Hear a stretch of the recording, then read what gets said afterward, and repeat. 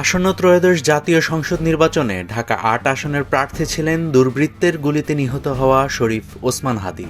বৃহস্পতিবার রাতে ইনকিলাব মঞ্চের এই নেতার মৃত্যুর প্রতিবাদে উত্তাল হয়ে ওঠে গোটা দেশ। হাদীর স্বপ্ন ছিল ঢাকা ৮ আসনের এমপি হওয়ার, কিন্তু বুলেট তার প্রাণ কেড়ে নিয়েছে। এই আসনে আসন্ন নির্বাচনে তাহলে কারা প্রতিদ্বন্দ্বিতা করবে?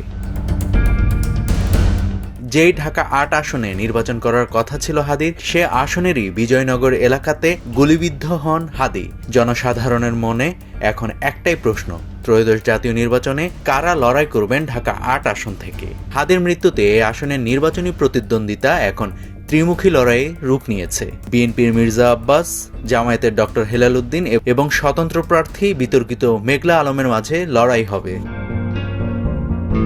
রাজধানীর গুরুত্বপূর্ণ আসন ঢাকা ৮ এবার নির্বাচনের জন্য বেশ আলোচিত। সচিবালয়, মতিঝিল, পল্টন ও প্রেস ক্লাব নিয়ে গঠিত এই আসনে আগেভাগেই নির্বাচনী উত্তাপ ছড়িয়েছে। বিএনপির প্রার্থী হিসেবে শক্ত অবস্থানে আছেন দলের স্থায়ী কমিটির সদস্য ও সাবেক মন্ত্রী মির্জা আব্বাস। ভোটের প্রচারণা, নিজস্ব ভোটার সংযোগ ও দীর্ঘ রাজনৈতিক অভিজ্ঞতা তাকে অনেক এগিয়ে রাখছে। তার বিপরীতে থাকা জামায়াতের প্রার্থী ডক্টর হেলাল উদ্দিনও সংগঠন ভিত্তিক শক্তি ও ধর্মীয় মূল্যবোধের বার্তা দিয়ে মাঠে বেশ সক্রিয় আছেন।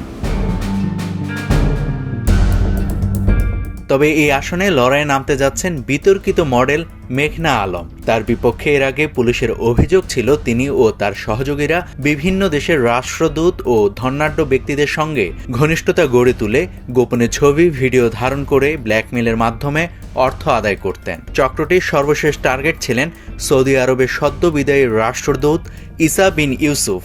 তার কাছ থেকে $5 মিলিয়ন দাবি করা হয়েছিল। রাষ্ট্রদূতের অভিযোগের পর বিষয়টি সরকারের উচ্চ পর্যায় পর্যন্ত গড়ায় এবং ডিবি পুলিশ তদন্ত শুরু করে। এরপর বসুন্ধরা আবাসিক এলাকা থেকে মেঘনা আলমকে আটক করা হয়। মেঘনা আলম ঢাকা ৮ আসনকে নারীদের জন্য সবচেয়ে নিরাপদ এলাকা হিসেবে গড়ে তোলার প্রতিশ্রুতি দেন। নারীদের নিরাপত্তা নিশ্চিতে আধুনিক সিসিটিভি ব্যবস্থা, বিশেষ ট্রাফিক ব্যবস্থাপনা, হাঁটা ও সাইকেল বান্ধব পরিবেশ তৈরির পরিকল্পনার কথাও তিনি জানান।